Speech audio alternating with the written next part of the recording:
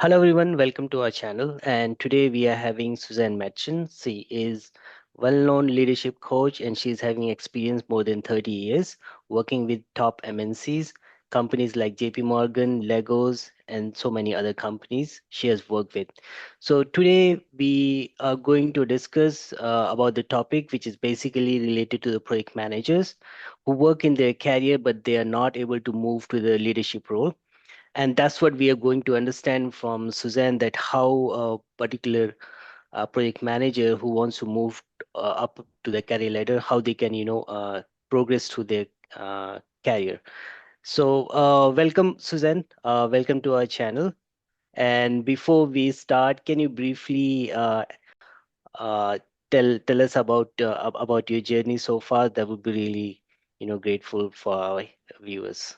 Yeah, thank you so much for having me. So, as you said, I've been working in the corporate sector for quite a number of years before becoming an independent coach. I worked with some of the large companies. I was running projects in financial services. I was like a bridge between technology and the business. And I spent about 17 years running projects. And then I was invited to go on a leadership program, and I was coached for the first time. And during that coaching session, it's just something magical happened. I felt empowered. I felt a lot of answers came to me, and I'd never been coached before. And so I thought, wow, this is incredibly powerful. I need to understand what is happening. I want to study coaching. And I also realized through that leadership program that project managers need leadership. So it really set me off on a new path where I became interested in leadership and in bringing leadership to project management and also coaching. And that was back in 2008. It's a long time ago. And so along the way, I wrote a number of books for project managers, and now I coach project managers full time. I run leadership programs for project managers. So yes, that's it.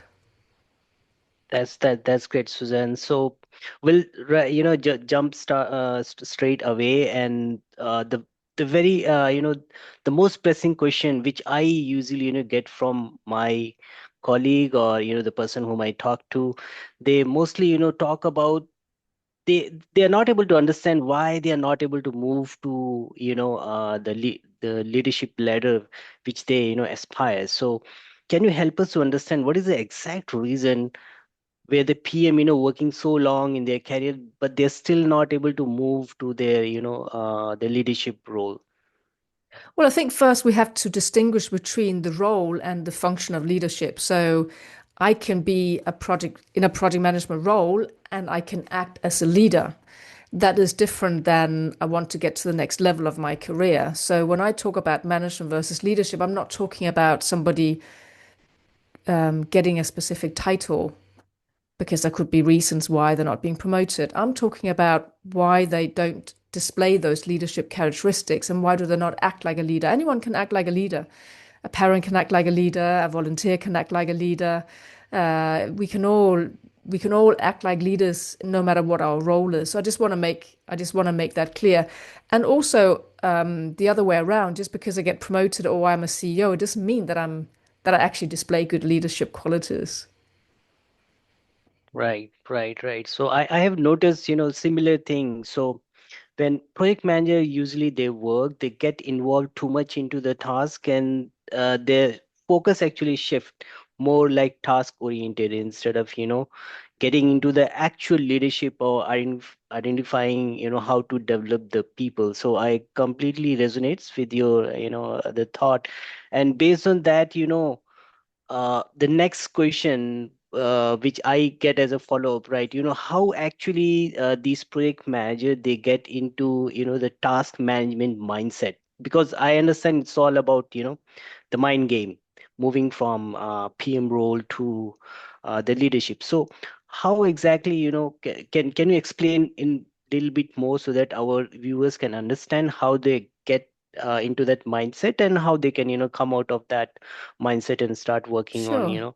the leadership quality. Yeah, so I often distinguish between management and leadership only because it's quite a useful way of seeing the world differently. Even if there's a lot of overlap between management and leadership, it's an interesting way to distinguish. And so management I see as being, and project management I see as being traditionally very task oriented. So we estimate effort, we calculate duration, we do things right. There's a right or a wrong, plus minus 5%. It's all very rational, and Yeah, it's agree. something we can learn, and we can go to the PMP exam, and we can maybe learn a lot of good management techniques, a lot of good risk management techniques.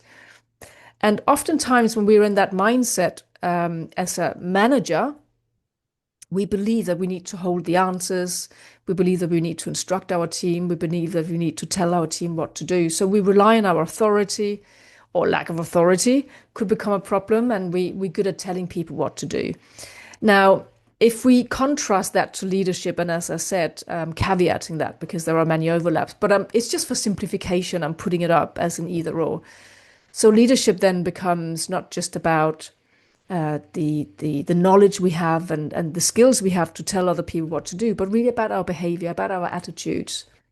So we're looking to leaders who are more visionary, who can who really do the right thing, not just something that's right or wrong, but it comes from a different place. We're not transactional, giving somebody a task to do because they get a salary. We're becoming more transformational. So we want the team member on our project to gain something, to learn something, to grow, to Right. feel fulfilled, rather than just getting a salary for it. And so another big difference between management and leadership is, as I normally say, the emotional intelligence. A lot of managers are very, let's say, cognitively intelligent, and that's always a good thing. We want leaders to be cognitive intelligent too, but the emotional intelligence is really one of the characteristics that really distinguish those two.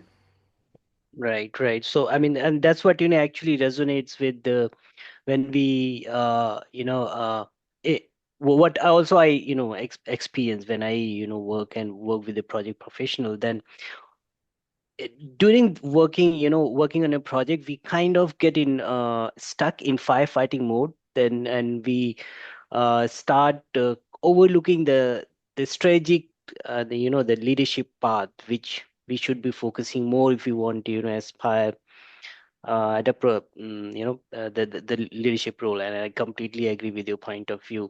Now, if okay, so if someone, let's say, get into that mode and they identified, okay, they are in that particular firefighting mode, they have identified, they want to move to the next ladder.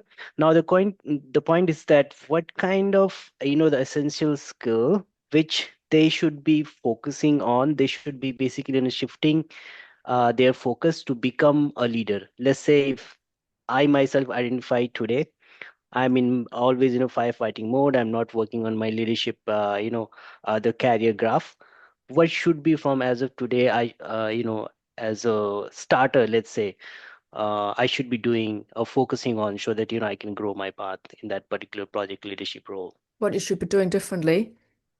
Yeah. Well, you should be developing your emotional intelligence. And that's one of the problems, really. That's, I think, why some project managers have difficulties moving on, because that's not what we learn normally. Normally, we go and we learn about planning, we can learn a bit about psychology, but it doesn't mean that we're developing our emotional intelligence. Emotional intelligence comes with being on the job, it comes with connecting with people, trying to understand what's going on for other people, and looking up from our desk instead of being so task oriented, actually investing in relationships. Because project management is not the project manager being the superhero who's telling others what to do. It's really building a proper team, and that is not easy. It requires that we really can connect with each person. So building your emotional intelligence, it could be through a coaching program, because when we learn to Hmm. coach, we really learn a lot about emotional intelligence, about empathizing with others, about asking the right questions, about listening, and being Yeah. curious about our team members. So that's one thing we can do. But there's many things we can do. We can also begin to ask for feedback. I think that's a really good leadership practice, to ask for feedback from others. What should we start doing? What should we continue to do? What should we stop doing? So asking for feedback. And then, of course, leadership is also about vision. So the project manager may not own the ultimate vision because we may have a sponsor who does that, or we may have a client who tells us what the project is all about. But we can still embody that vision, and we can still convey that vision to the team, and we can still, instead of just thinking about the outputs of the project, we really need to think about outcomes and benefits. So we need to look at it from a wider point of view and keep reminding our team of why we're doing what we're doing.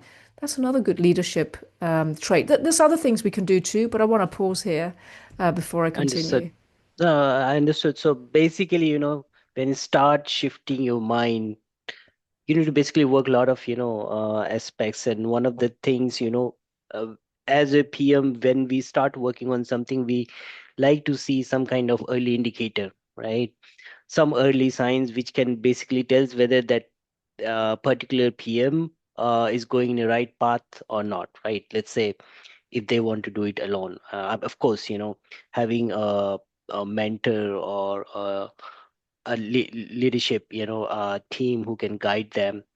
In many cases, there may not be, such kind of support may be available, or maybe, some people want to go and try it first and then, go for a full or call for a full support. So in that case, let's say me as a PM, what kind of early indicator or early sign I should be looking on it, which basically indicate that, okay, I'm going in the right path of direction where I can Mm. develop myself as a, the leader.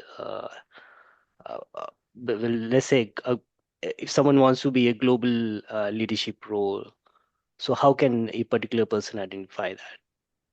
Well, I mentioned feedback a moment ago, and I think when we ask for feedback, that's a very good indicator of whether we are being seen as a leader. So it's in the eye of the beholder. If you ask five people for feedback, they might say different things. Some people think you're on the right track, some think you're not. But the more people we ask, the more of a general understanding we will get about, what can we still improve, and where are we going? Where are we doing the right thing? Also, I think a telltale sign is how our team is getting on, because what's the ultimate goal of leadership is to lead somebody, is to lead a team. And so, is our team working well? Is it a high functioning team? If it's a dysfunctional team, then there's something I'm not doing well as a leader, as a project management Okay, leader. So, looking at the understood. team, are we delivering? Are we working well together? Are we making joint decisions? Are we exhausted? Am I exhausted as a project manager? Then maybe again, there's something I'm not doing well. So project work is hard, and we have peaks and troughs, and we have times when we really need to work hard. But looking at it over a 6 months period, it shouldn't be hard work every day. It shouldn't be that we exhausted every day and we go home from from Exactly. from the office or the virtual office at 9 p.m. That shouldn't be the case. So looking at how we're interacting, looking at what we are achieving, and looking at how we're getting on, I think is the ultimate telltale sign. Okay, so once let's okay, so people understood they want to move into the leadership role. Also, they can identify what are the things they need to work on, right? So can you briefly give some sort of action plan, considering the today's scenario for a working professional, which they can put into in action and start working, to develop themselves as leadership role, a brief action plan which they can start working, and probably they remember from this our uh, sessions, and maybe they can put into action. So basically I'm looking for action step, quick action step which they can take, and they can start working on those, the leadership So path which they are aspiring. yeah. So the thing is, we can't just go on a course to learn leadership in the same way as we can go on a course to learn project management. So if somebody's really ambitious and they want to develop their leadership skills, I would say, well, work with a coach, work with an executive coach who can help hold up the mirror for you, who can help you reflect on your behaviors. You can also have a buddy, so somebody who is an accountability buddy, but it needs to be somebody at a high level, or a mentor, somebody who can help you refine your emotional intelligence skills, your visionary skills, your listening skills, your questioning skills, your your ability to lead a team and to listen to a team and understand what motivates them. And that's I think it's important to work with somebody maybe one on one to develop that. But I can make it a bit more specific as well because I think there are some tools that we can start using on our projects that help us to develop our leadership skills. And one of them is a team charter. So we all know what a project charter is. It's a document, apologies. It's a document where we write down what we're going to deliver, when we're going to deliver it, who's going to deliver it, how much it's going to cost, etc. And we always do that, but we don't always create a team charter. A team charter Oh, that's interesting. is really it's really not about the document. It's really about the process of the team collaborating to answer the questions in that team charter. Questions such as what are our strengths and what are our weaknesses? What is the purpose of the team? How are we going to celebrate successes? What are our values? And very, very importantly, what are our ground rules? How are we going to work together? Because that is the crux of it. What do we expect from each other? How are we gonna treat each other? What times are we gonna meet? What happens if somebody is sick? Can we make decisions in their absence? What are our core working hours? When are we gonna have our meetings? Are we gonna have meetings at 10 p.m. or only within our core hours? What happens if somebody's not delivering? How are we gonna hold them to account? So really getting to that behavior of what do we expect from each other? How are we gonna create the trust in our team? And people can download Understood. a template from my website, susannemadsen.com, and then there is a resources page, and it's all free. Hmm. And another Yeah. thing that people can find on my resources page is the 7-step description of how to plan collaboratively. Because the project manager, in a project manager mindset, we will be responsible for planning, and we will, of course, ask for input from the team, but we're going to do it really ourselves. Collaborative planning is totally different. We all get in a room, whether it's a virtual room or a physical room. We get all the post-its out and we begin to brainstorm what we're going to do when. We look up dependencies, we put it on a board, and it creates buy-in and it becomes a team building exercise as much as a planning exercise. So there are very concrete steps that project managers can begin to take to develop their leadership skills. Understood. Understood. And then this team charter is really, this is the first time I'm hearing to, frankly speaking, and that sounds really very logical, right? We always start our project with project charter. That's the that's a first document to initiate any project. But I mean, we forget probably the team charter also. So I think that's if somebody asks me what's my learning from this session, so I think this is the one of the learning which I will personally take, Mm-hmm. as the team charter, and it's really makes completely makes sense to have it, and which further, of course, it's going to help you to not only deliver the project but develop yourself as a in a leadership role. So before closing the call, Suzanne, I would, because our viewer has various profile they're having. So can you give one advice which to the all of our PM which they can take as a one message which they will remember, at least they can remember this one message from you, because since you have so much expertise, which will be helpful for them in growing their career in the project Mm. management. Yeah, so we tend to think of wanting to be the hero, and we think of the hero project manager being that person who tells everybody what to do and who sorts everything out and who has all the answers, that person flying in with a cape and saves the day.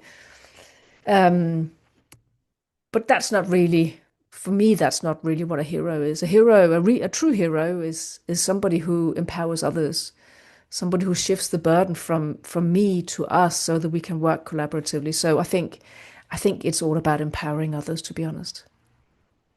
Great, great. Yeah, no, I also completely believe empowering is key to growing together, and especially when it's come to project management.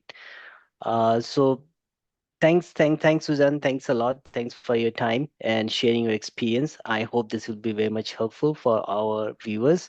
And also, I will link all the resources in the description of the video so that our user can find this and then take use of it. Or I hope that would be very useful for our viewers. So, with this, thanks a lot. We'll see you in the next session. Thank you.